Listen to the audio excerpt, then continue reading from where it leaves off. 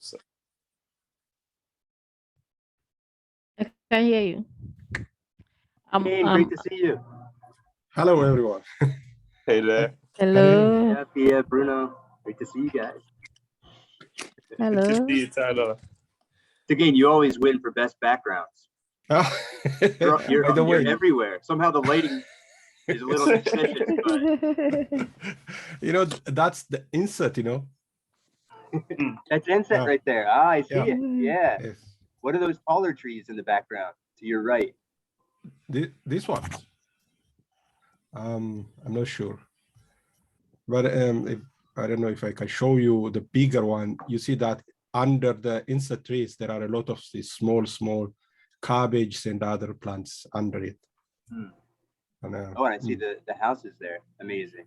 Yeah. I mean, to me, I know that's let me pull a little bit. That's a little vision of paradise. It's a paradigm shift. It's a lot of work. Yeah. A lot of creature comforts go out the window, but I could figure it out. I feel home down there. Yeah. Maybe one day we'll be there. I hope so. I hope so. Oh. I got to run off for just like 2 minutes. I will be right back. All right.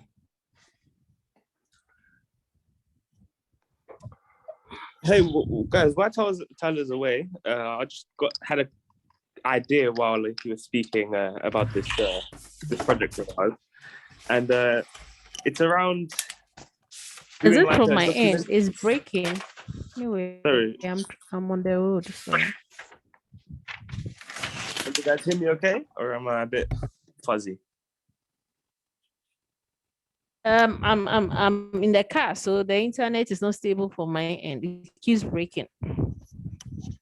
The sound is okay. There is no video. Bruno. Yeah, you're very, very loud and clear off here. All right. Go on, Bruno, you were saying. I said I'm in a car. I'm heading home, so the internet is not stable. No worries, you can hear you. I feel all right. Probably just can't hear us. Okay. No, I was just saying, like, around this project, creating some sort of YouTube channel, like once we get it up and running, and kind of documenting the progress and stuff. Because I've seen, I was watching one really cool guy he's doing like a 5-acre pond. I'll share the video where he's like in Alabama or something, and he's like trying to make a pond for him to fish on and stuff. And it's really cool to see like the progress that he makes. He does like a video every day, like filling up the pond and stuff. And it's kind of like really interesting to see like his channel kind of blow up just from this, you know, pretty simple content, which is just kind of around nature and around how, you know, how he's working with the land and stuff. And I think if we did something like that, maybe we could kind of almost find another way to get funding from it. So essentially use it for content, which is like the new way to get funding is content, you know. I feel like that could be another way for us to utilize it. I don't know what you guys think. I just caught the tail end of that, but yeah, content is king, they say, right? And I mean, at this stage, it really is kind of conversations and just jotting ideas down and beginning to organize it. And I think all throughout, you know, the process from this stage to the point where we're actually deploying technology and stuff on the ground, that it's a great way to just keep thinking through things and bringing new experts in. I don't know, I'm somebody that listens to a ton of podcasts like all the time. So I would love to have a little podcast venue for this project. For me personally, I'm just always on YouTube watching like regenerative agriculture videos and crazy things like projects. And I saw one recently in Tanzania where they're like helping people who are in like a really drought like prone area, and yeah, the land is like very barren, and they're helping people to kind of work with the land and not chop down the trees with like these crazy, you know, projects that it's like government backed and stuff like that. And it's like, well, it's kind of like what we're doing, isn't it? But it's just a different place, working with different people. But I mean, it boils down to the same thing, and we could probably get some good content out of it. Like, I'm sure if we're like regenerating a landscape and it's visible from space, like that's some pretty sick content and could definitely be monetized, you know, if you're posting on YouTube and you're getting some TikToks out there, and if you have, I don't know, it just seems like an interesting concept that you can kind of get investors to, like, okay, you're regenerating something, but if the investors have the,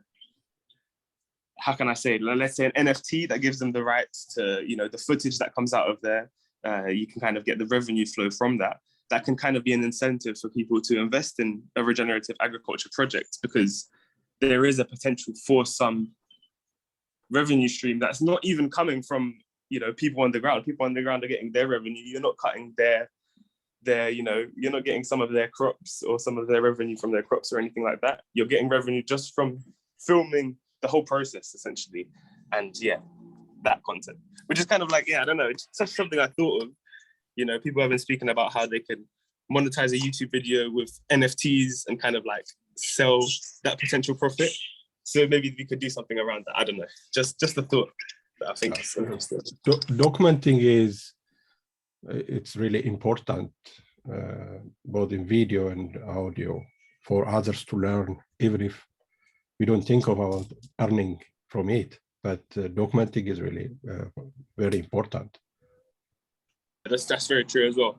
Like a lot of the documentary, like John D. Liu's documentary, like Regreening the Desert, I think it was. That's one that's really inspired me to just, start doing something with regenerative agriculture and regenerative techniques and all of this. So it definitely, it means something that a lot of these videos that you're talking about, they have a bunch of views, and I think that type of video will have even more views in the future, which is a lot of attention, which is, you know, a lot of value there. And I think you're right with the NFTs. You know, and it doesn't have to be any kind of huge to do, but if we have a marketplace of different kinds of NFTs that, you know, that we can just start kind of within Cardano for climate,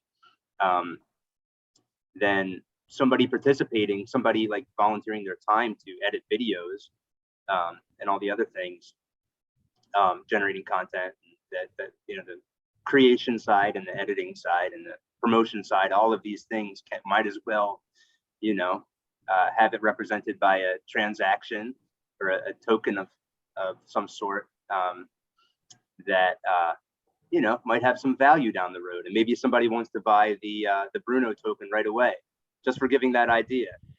And maybe we have some artists that want to depict Bruno bringing that idea up in some way.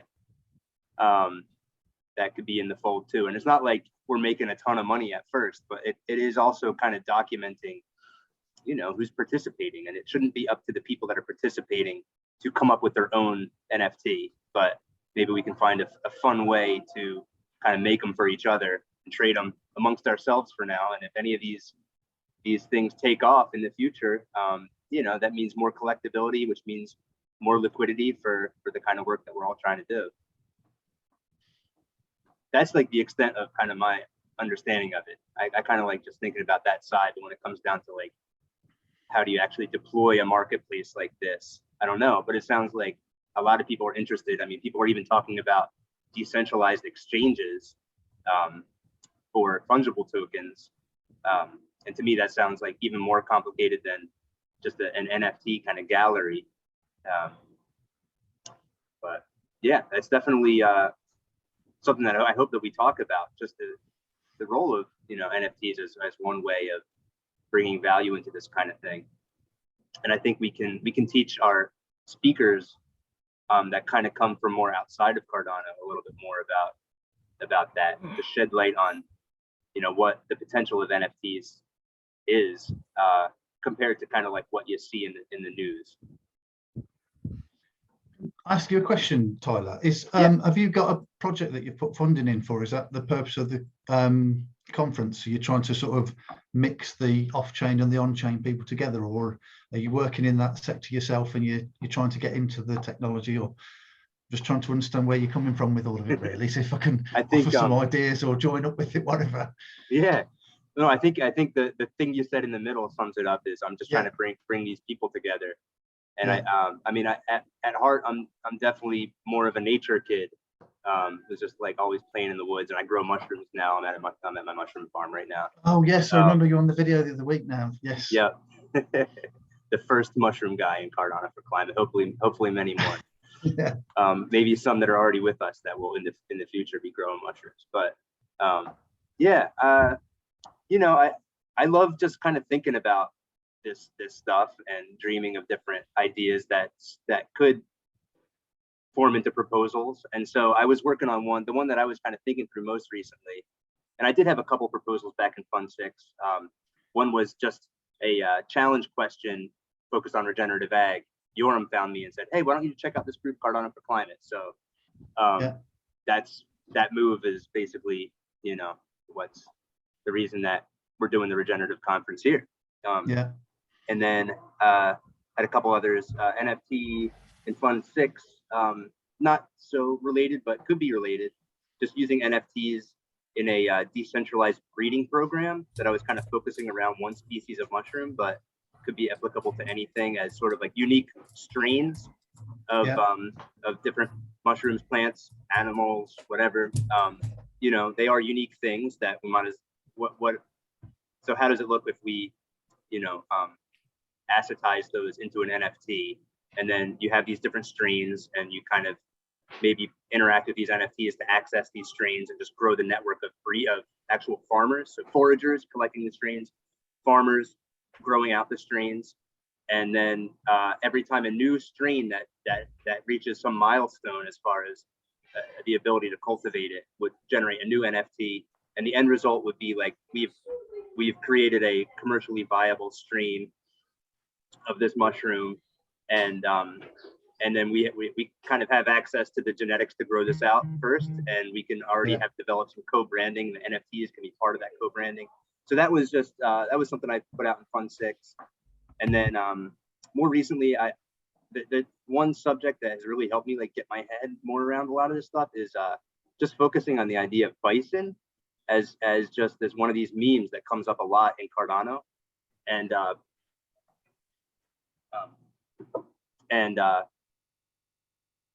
then also, this was actually inspired from listening to one of Kuhn's, actually two of Kuhn's interviews on investing in regenerative agriculture podcast.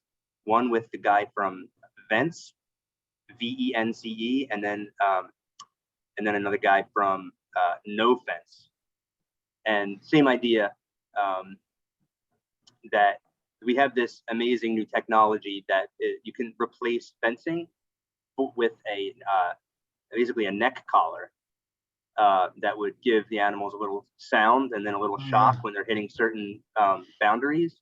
And when you think about fences, like you know, depending on where you are, there may be huge ranges. Like I bet Charles's ranch, if he has fences on his, I guess he has fences on his ranch.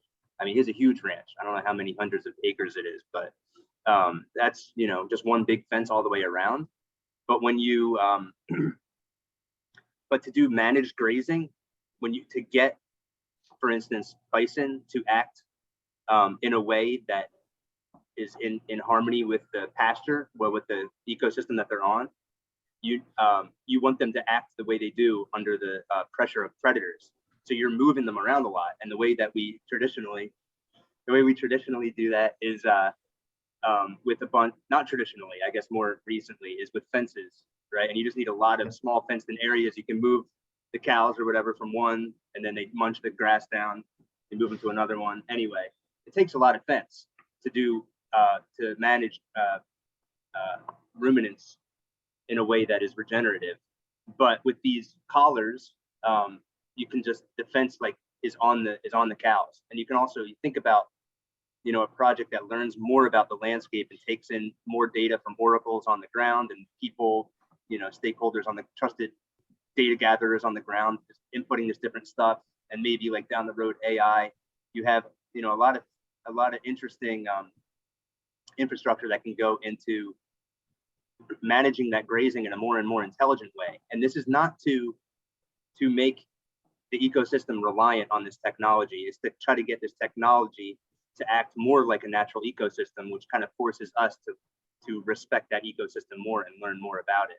And so the idea of this thing I was calling Bison Land is just trying to create, to incentivize ranchers to take down their fence. And when they do, the coordinates of their land get added to, you know, the total land mass that is like contiguous stretches of pasture or of wild prairie, really, in the American West, that where the buffalo, the bison, can act more like buffalo, where, you know, 130 years ago, before we hunted them into giant piles of bones, there were mega herds that they said you could stand in one place and for 6 days these animals would just be like walking by you.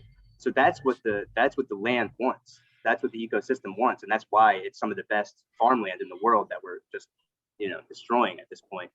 And it just seems like an interesting place for like a third generation blockchain to play a role, because there's so many different things. There's like, you know, satellite data and oracles, and there's like a lot of IoT with like the little collars, and a DAO. I'm thinking in fact how that could be implemented on 4:30. Then I'll go into the we'll be done at 4:30.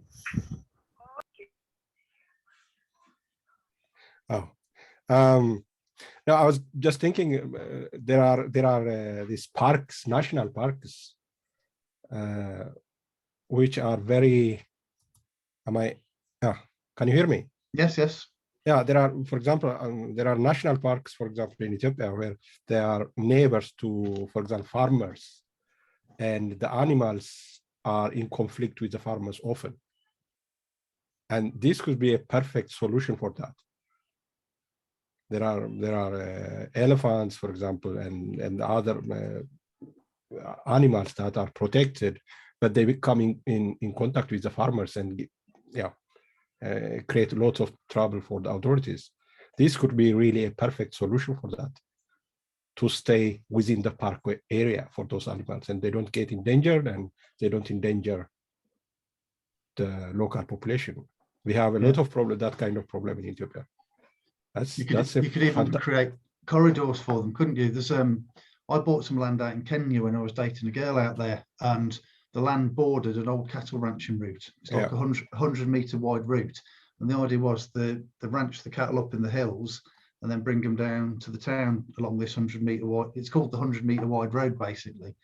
So you could even try and train the wildlife to follow those routes rather than sort of lets you link up the different game parks. And again, they have the same problem in Kenya where like the elephants come down from Mount Kenya and then go and eat all the farmers' crops.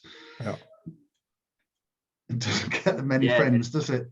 And it's like if you're the farmer whose crops they eat, and then you're lucky. So, you know, on that side, on the farmer side, just creating alliances. The bigger those farmers get, the more they can collectively make room for the wildlife, and also have access to things like crop insurance if an elephant comes through. And then, you know, people outside of there can help support them if that happens, because we want the elephants there, because the elephants are integral to the ecosystem, and elephants are awesome and deserve to increase in numbers. That's a fantastic idea. I hope you continue with that. I wanted to update about the Ethiopian project. I was having a little bit stomach ache. I sent a lot of emails. I have spoken, as I mentioned, I have spoken with them, with both the Chafa and with the local administrator and with MP. The MP is very helpful.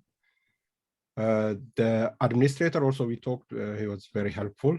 I've sent him emails about the question and everything, but he hasn't answered until now. It could be just internet problem, but it could be, I don't have much contact. This is the first time I have contact with him, so I can't really say anything, and I don't want to go back to the MP and urge him to do something. So probably it's just a short period of time, and I was having a little bit anxious that I was talking about it a lot, and if it doesn't come through, then I feel like, but yeah, yeah, I'm having a little bit of concern about that. I don't know if they are going to. I have asked them to send me at least 3 people, the land and forestry department head and the district head himself and cultural and youth department head. If we can get those 3 to have a video, and if they can come, and he said that would be fantastic. He didn't say anything negative, but yeah, I don't know. He hasn't answered me yet, so I'm feeling a little bit anxious. I just wanted to tell you that I don't. So, but I'm committed for that, and I was spending a lot of time to get in touch to really push them to do that. We have a lot of problems, as I mentioned last time, that there can be authorities who can be resistant to this thing, but we need that solution there, and I'm going to do everything what I can, but we'll see what's going to happen. I'm still expecting email. I was trying to call Tachafa just now before we start, and the telephone connection is not there. At least Tachafa, he really, I know him. He's very he do what he says. If he believes on that, and he has a lot of experience, yeah, so he would do what's there. But he has a bit of problem with connection with the internet.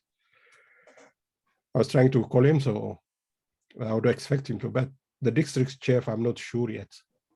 So I don't know. I will just wait and see what he's going to do.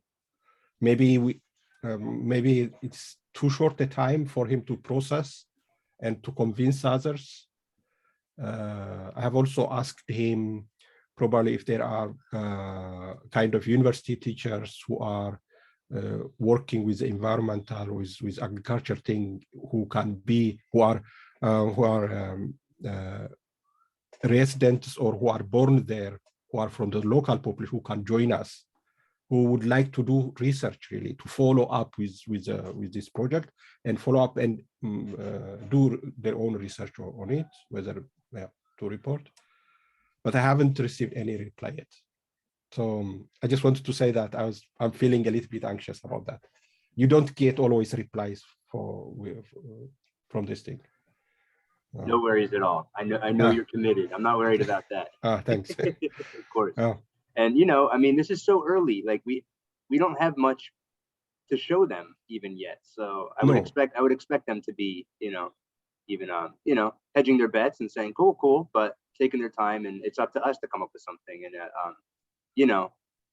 God forbid if it doesn't pan out, we're gonna learn so much about this project, and in some form or another in Ethiopia, we will be doing we will be supporting regenerative systems. So yes, and it has to happen, and there's no reason why we shouldn't be a part of that. So yeah, I mean, that's hopefully that this conference it will be a recording that we can kind of cut up into clips and really do a lot of work after the conference, getting the content out to the people that need to see it inside of Ethiopia and outside.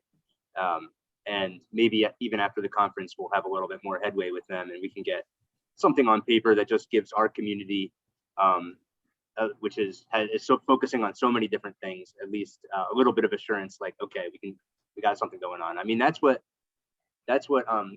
Cardano started with. I mean, Charles, for like, it feels like 2 years, was sitting on a what is it, a memorandum of understanding from the minister, who by the time things actually started happening, it was a different person in that position. So yeah, but it was something, and we don't have to parade it around, but just for, it'll be nice when we've earned that, but we haven't earned it yet. Yep. Yeah. I was just feeling anxious about that. I was very eager about it, and when there is snag, then you feel really let down, and when you get invested, that's what happens. You've got to try though, haven't you? I suppose it's the anxiety that you're going to get turned down. And the thing is that we know that the people down there, the environment needs this solution. We know that very much. Without a good documentation, follow-up, and education, things will never change, and it's getting too late for the people down there. And we know that most people right now, most people in Ethiopia, especially the farmers, are living in a very bad situation from food from other countries. They could support themselves, but they couldn't do that because of the problems that they are facing. And we have the solution that to solve those problems. But there are those, obstacles on the way to bring those solutions to the people. And it's kind of frustrating. It's often, I was in Qatar, especially the things that's happening in Africa, and also with IOG, I get a bit of, for example, critical that we are always going after people who already made it, already successful. Yeah. But usually that success, those successful people really done, if they are successful in this environment, in this system, they are used to some shady thing. And I'm very much worried that what we do here also go the same route, that we are just pouring money not to the people that really deserve it, who need it very much, and our efforts, our tools to the people who need it, but people who already took advantage of the system, the corrupt system. And I see that's happening just by showing the optic instead of the value created. And I see that sometimes, and it worries me. And I really want this kind of projects where those that help those who need this help get value and recognized, and those people who help with that project get funded and everything. So, but it's going to take some time. It's going to take some fighting. It's going to take some documenting and talking. Is your worry that, because it's one of the things I first thought of when they started talking about using blockchain in Africa, is there's a sort of attitude among politicians that when money comes in, say there's $1 million to start with, that they'll take their bit out and then they'll give the rest to the people. And blockchain makes that transparent. That's the theory behind it. So I'm wondering if there would be resistance by ministers. They'll go, no, we don't want this system because we do want that bit of money for us. That's always been my fear. Yes. For example, the Ethiopian the identity project. Yeah. I have a theory that the guy who signed that contract, he's not there anymore, and probably he lost his position because of that identity project. This is for the student exam results, was it? For the students. Yeah. First, he actually signed in another ministry, in a Ministry of Innovation and Science. Yeah. But he couldn't implement it there, and then after that he was sent to become Minister of Education. He implemented it there for the 5 million students, but he was hoisted after that. But my theory is that he is supposed to be because of that. Yeah, they don't want too much visibility of what's going on. The others don't want that. So there is going to be a lot of resistance when they know what it's going to do to them or to their power base. My wife is Nigerian, and she had exactly this problem when she wanted to come to the UK. She had to get a copy of her transcript and her grades from university, And she spent a day on campus going around different departments and having to try and bribe people to get documents for her. And she gave up in the end. She just couldn't get it. So when we did her visa application, we just said, we'll do it based on financial situation stuff and forget the fact that you've got a degree, which was terrible because she has got a degree, but she couldn't get the proof from the university because people wanted paying off. And you're like, oh my goodness, it's something that should just happen for free. I know. Yeah. Yeah, I just I wonder, you know, what role to make this a project attractive on Catalyst, you know, I mean, and also to make it work, we need the people on the ground there to have digital identities. And maybe we can learn from how Cardano, you know, worked with the government before and how, you know, that failed, and maybe how that succeeded, and figure out a way that we can do it in a trustworthy way. Because yeah, I mean, I think that we always have to be conscious of that we're not, I mean, how many people have come to the developing world with solutions and they end up just extracting things over and over again. And but we can make it really clear that like we can't do that. Everything's out in the open, but we also have to start supporting those people.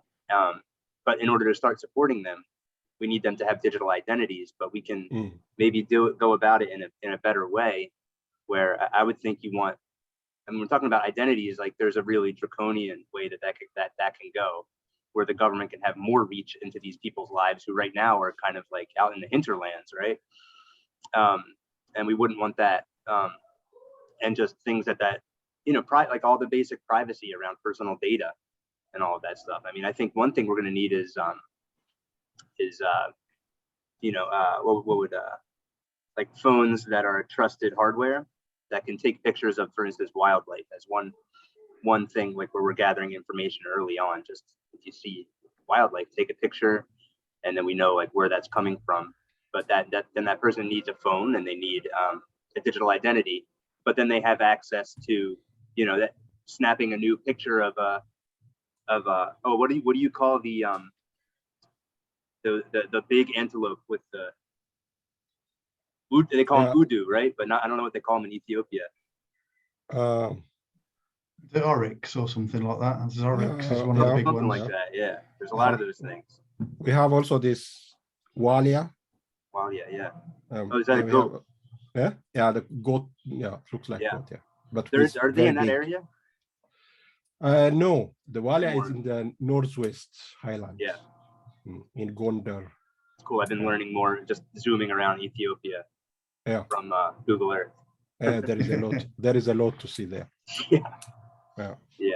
But we could talk about antelopes and goats all day, but yeah, this is something that hopefully we can think about, you know, more in the breakout room after the conference.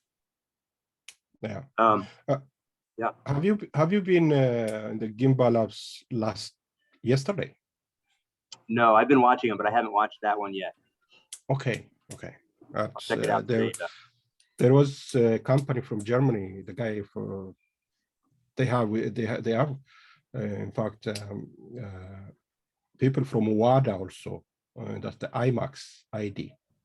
It's a decentralized identity. I'm going to contact them. You know, I have this EDIR project that I'm going to propose, and we're having problem with the identity, because there is no identity system that is really easy to for the people to obtain and also to recover, for example, and they seem to have solved that problem. You've got Afia on the call. Maybe you should get her to chip in. Afia, are you part of WADA, aren't you? No, I'm not. No, Afia is on the call with us now, I think is. Okay. WADA was in the West Africa when they were forming, so I wasn't part of that. Yeah. But I know Messi, and we talk, and I communicate with them. Yeah, I was just saying, you were talking about the idea. I think Afia, who's on. Afia, are you still there? Oh, Afia, okay. I think she's part of WADA, so she might be able to give you an update on the ID while we're on the call. So I'm thinking to contact them. Yeah. I will call. We have exchanged. He gave me his email, so I'm going to contact them. And with the free US, And I'm thinking of probably using that to have this kind of DAO for the ordinary people, for the EDDER. EDDER is kind of community organization, you know about that, and I'm thinking to do that. But I have to talk. It's really a big problem getting the tools to work, to function. Yeah, once you start looking at a DAO, it's actually, the idea of it's great, but getting one set up, I've started looking into it, and you're like, oh, and I've done 30 years in IT, and I'm thinking, how would I explain this to community members on what we're doing here? And, you know, the sort of tokenomics and what do they call them, stable coins and things like that. And people just go, oh man, it's too complicated, I don't want to do it. So somebody's got to solve the problem of making a DAO human usable for the non-technical people. I don't know if anybody's got plans on that catalyst somewhere, but somebody needs to do it. Have you seen, it's not a Cardano thing, but Seeds? It runs on a different blockchain. So I've been trying to get my head around how all that works, because it looks like something I might want to use in my own community project, but I just feel it's a bit too prescriptive on the approach, and I want more flexibility. So not sure yet. I'm checking it out and trying to get my head around it. But it looks like somebody needs to do Seeds, but on Cardano, and make it more flexible. That's what I'd like to see happening. Yeah, exactly. Yeah. Yeah, but it seems like they've done a lot of good work. Yeah, I'm going to steal a lot of the stuff on their user guides and things, and sort of work out my own processes that we want to bring in. Because I think the normal thing for me in the UK is when you have a community organisation, there's some directors or founders, and they do all the work, and everybody else just turns up the meetings and nods the head. And I don't want that. I want to work it like Catalyst, that we'll apply for some funding, and then I want people out of the community to come in and say, well, I want to do this, but I don't know how to do it.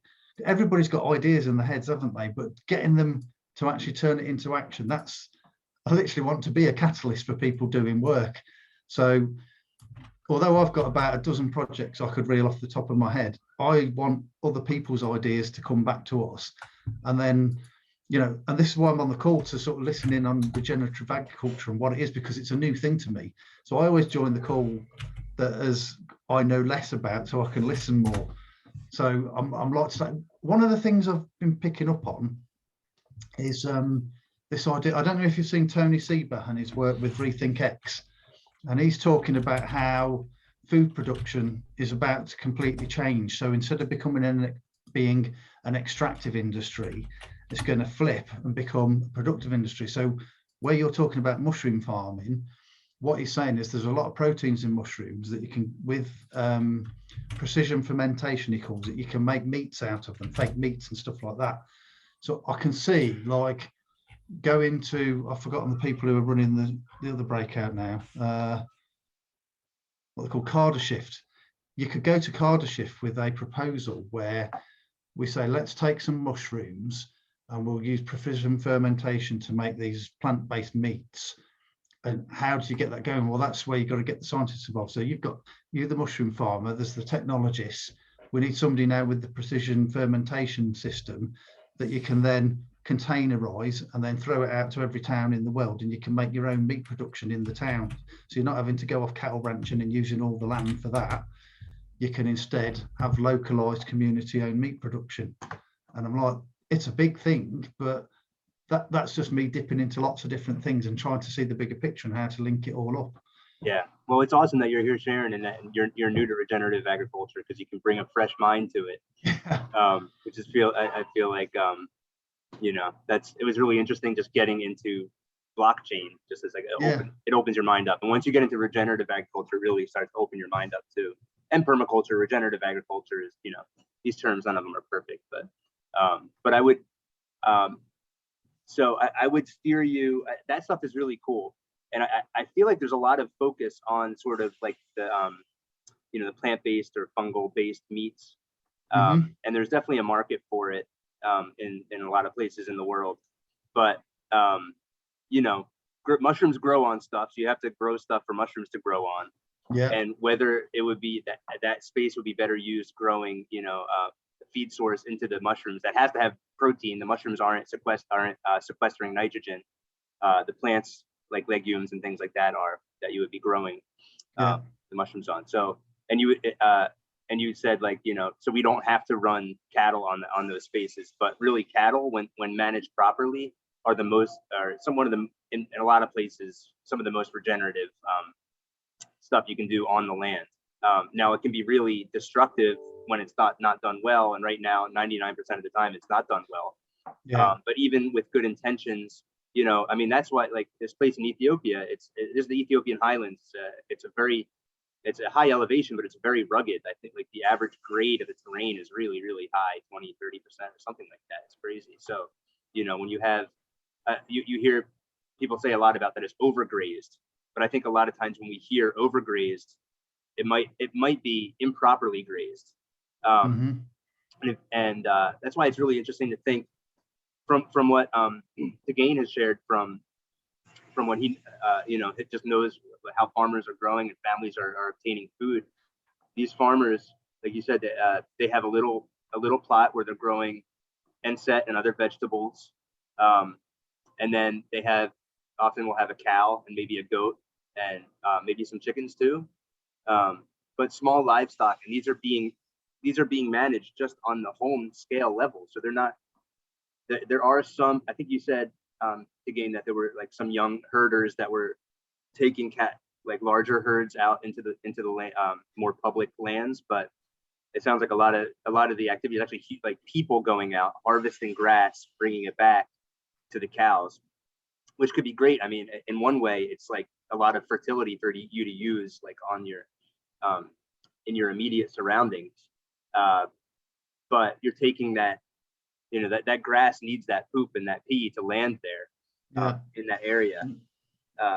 Yes, it's part of the nitrogen cycle, isn't it? Basically, I remember that from school. Yeah, it's really important. Yeah, it's a big piece of it. So, can you grow mushrooms on waste, like food waste and stuff like that, or is it on only dead woody stuff? Yeah, it totally depends on the mushroom. I mean, the button mushrooms, portobellos, and all that stuff that grows on composted organic matter that's supplemented with nitrogen. So the industry standard now, it used to be like horse poop, but now it is like straw that is composted with chicken manure.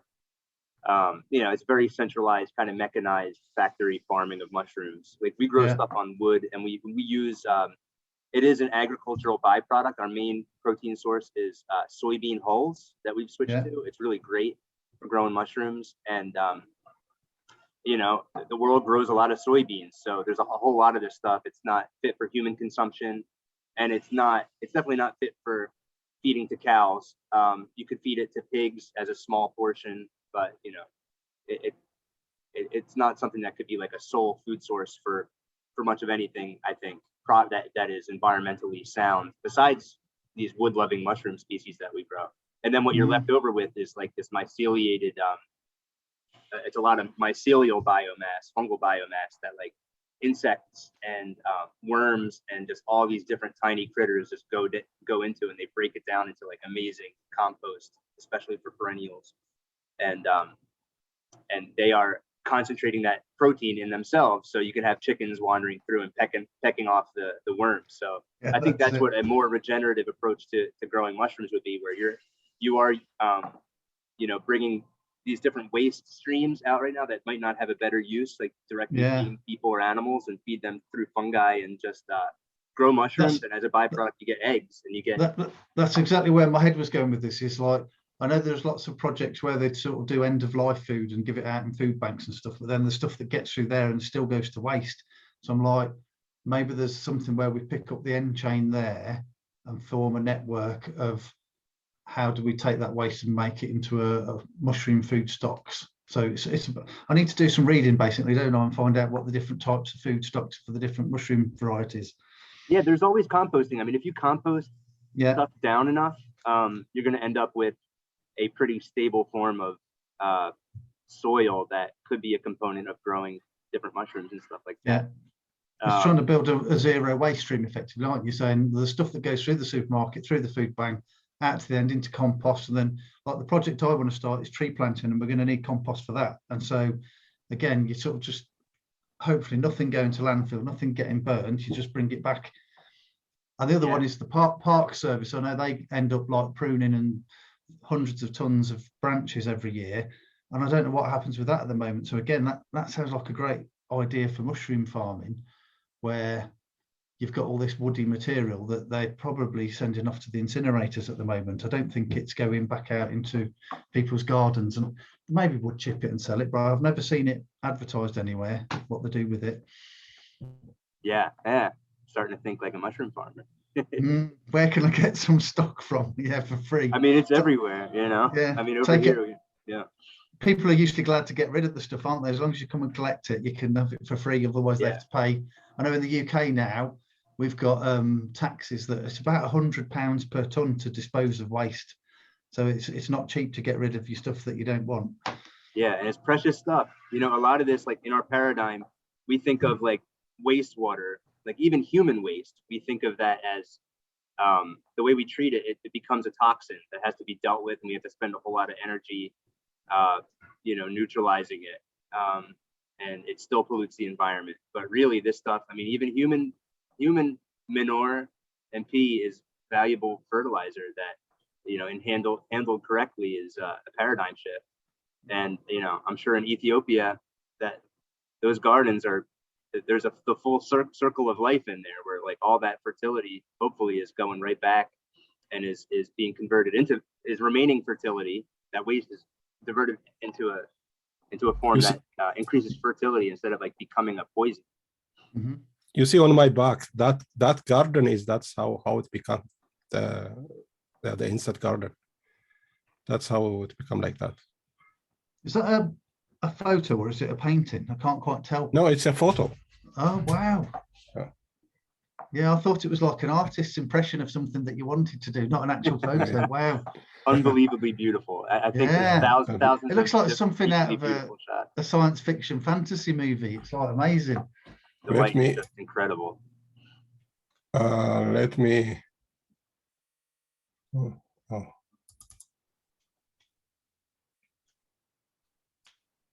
Yeah. If I share you my screen, you see that? Oh, now I can tell it's a photo. Wow. Yeah. That's if you see unbelievable. There are a lot of different plants inside there, in here. They sometimes maize, they can plant maize. Always there is a chili, cabbage, lots of these spices. Sometimes medicine spices. And there's some bigger trees down the left-hand side as well, yeah, and up on the ridge. Yeah, this is a little bit hilly, so that's why it's left for itself. If you see on the background here also. Yeah.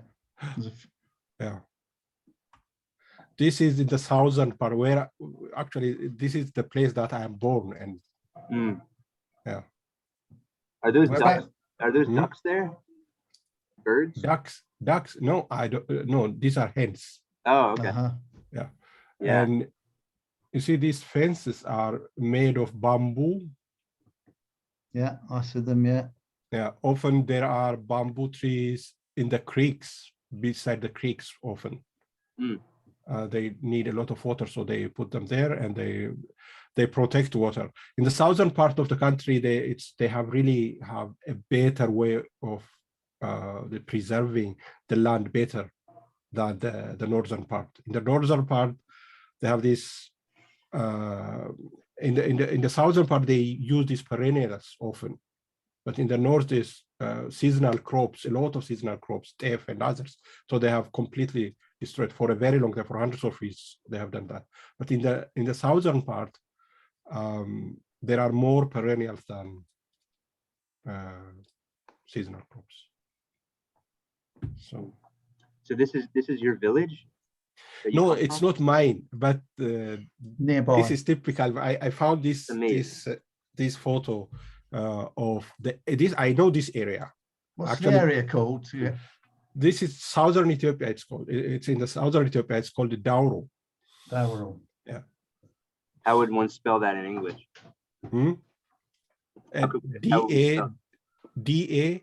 DAWRO. DAWURO. Sorry, URO. DAWURO. Yeah. Amazing. Yeah. Yeah, and it looks like that looks like some healthy pasture right there too. I mean, that grass looks very This one? thick. Yeah. Yeah. It's a grazing land. It's not planted or anything. Yeah. I'm sure this is probably the season is around September, October. So that's right after the rainy season. Yeah, right after the rainy season. How similar would yam look like to this? Yam on the highland, it looks like this. I put some photos in the Google Doc. Have you seen the? Yeah, No, not yet. I put some photos from yam. The people when gathering medicine plants and others have done that. By the way, I received the contour maps from Verge. It's really beautiful. 5, 10, 2 or 1 meter. Oh, great. Yeah, I received for that area that we are looking for. Yeah. Yeah.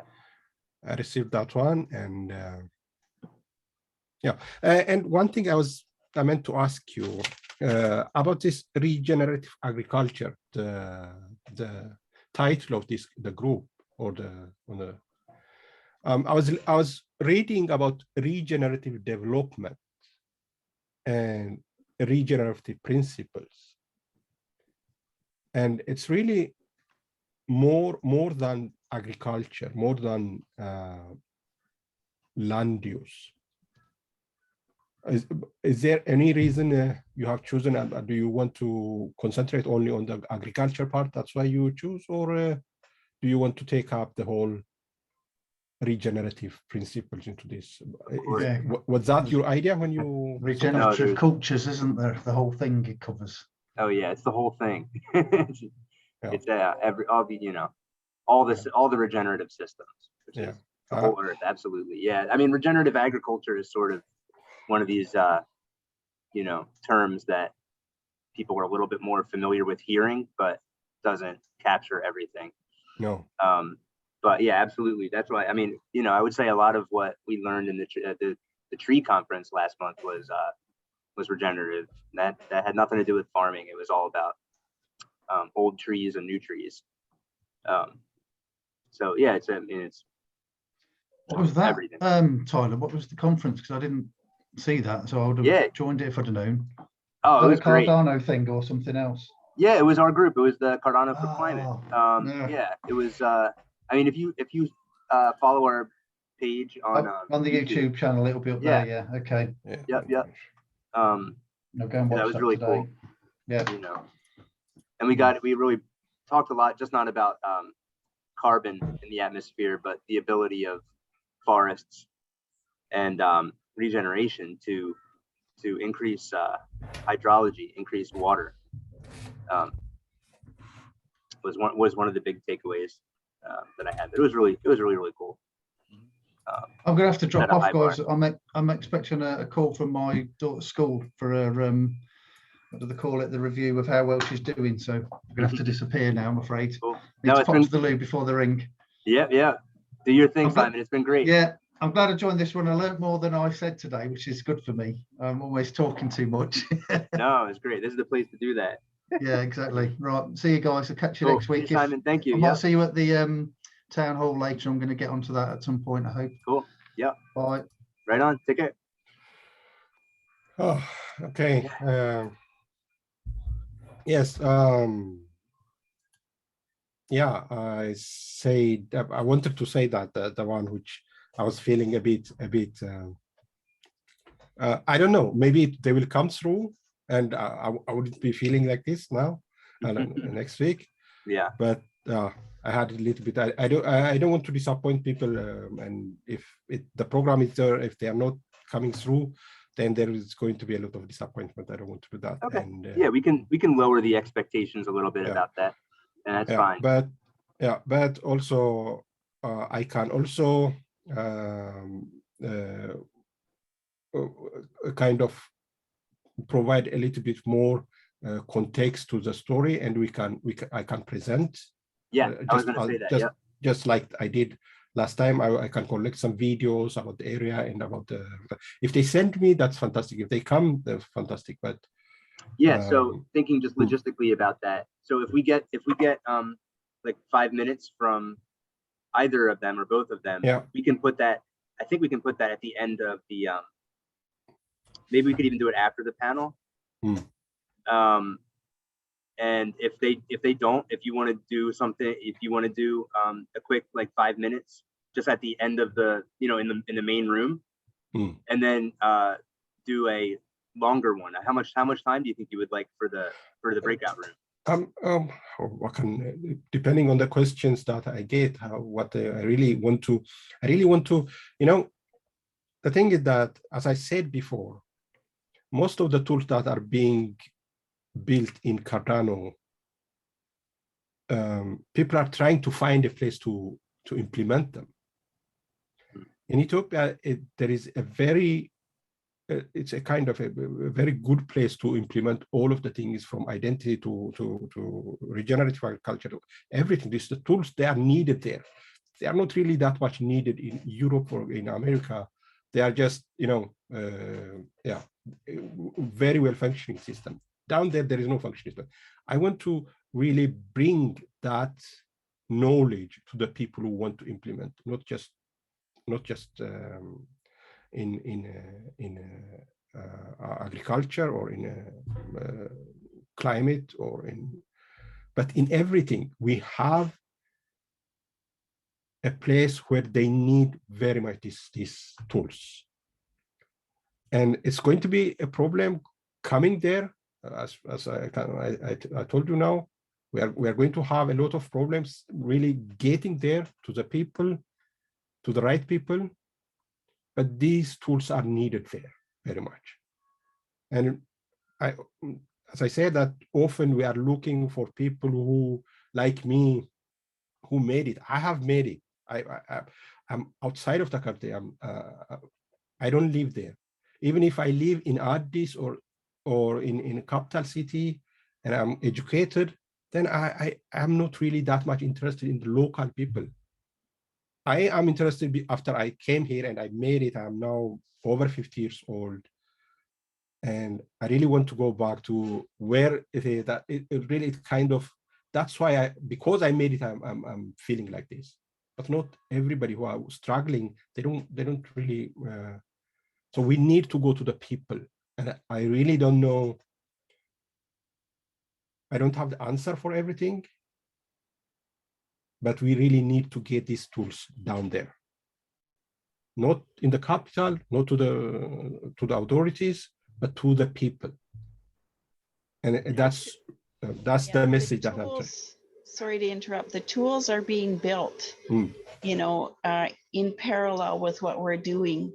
Every time I go to another meeting or connect with somebody, it's like, oh my goodness, you've just lifted the weight off of my shoulders, because we feel like we have to do absolutely everything, in projects and be all to everybody. There's a fellow that I just met yesterday at the onboarding call who's creating a little device in Congo, very small device that will connect you to the internet. So really absolutely fabulous. He's got a proposal in idea scale on something about DR Congo in the community hubs. So if you need to find it, that's, pretty cool little device. There's a tool, an actual physical piece of equipment. That being said, I have to close the meeting so that I can upload this video. I know, I'm so sorry, Tyler. Did I give you, okay, Charles is actually coming to the town hall today. There's the link in the Telegram chat for our new background, the snail that Jem has produced. Either snail works, but if you want to have that uploaded and ready to go today, I think it's kind of a neat day to release the virtual snail. Unveil the new And snail. unveil the new snail and the new phase of collaboration with Cardano for Climate, which is absolutely, and this worked really well to have the breakout room, didn't it? Yeah, it's great. Yeah, so I think we'll keep doing this. And next Wednesday, you know, another half-hour breakout or hour breakout, whatever you guys need. Just final things on the event. Yeah, Again, once the again, weights. we should meet up before. We should meet up soon. I feel like we still have a lot to talk about, but I'll let you know in the next 3-4 days. Cool. If I don't get back, if I don't get an answer in 3-4 days, then I'm going to prepare myself a little bit. Yeah. And we are going to continue from there, because I don't want to shut down the entire thing, because there is a very short period that we have had to the conference. Yeah. We need a little bit of more time to process the whole thing. Things take time down there. Oh yeah. Yeah. And so, but And if I will. Yeah, so you also consider this regenerative agriculture in Cardano part 1, right? We're part 1 of a series, an infinite number in the progress of where we're going. So this is part of it. This is part of the experience of getting on the ground and doing what we need to do. Not having the answers all in this specific time, that's okay. We are just, you know, spiraling out. As long as we have, we're like a snail, slowly, methodically moving forward and multiplying, you know, in a really good way. So, okay, my dears, I'm so sorry. I know you gave me that pouty lip, Tyler. That's it's okay. That's my kryptonite. You know, it's like, okay, you can stay, but we have a million other places to continue the conversation, but yeah, let's do this, and then we can upload our videos. I've given you the link there to upload this video. Cool. We'll get it on YouTube, and great. All right, thank you so much for being here, you guys. All right. See you again. See you, Melanie. Bye. Bye. Great things coming. Oh yeah.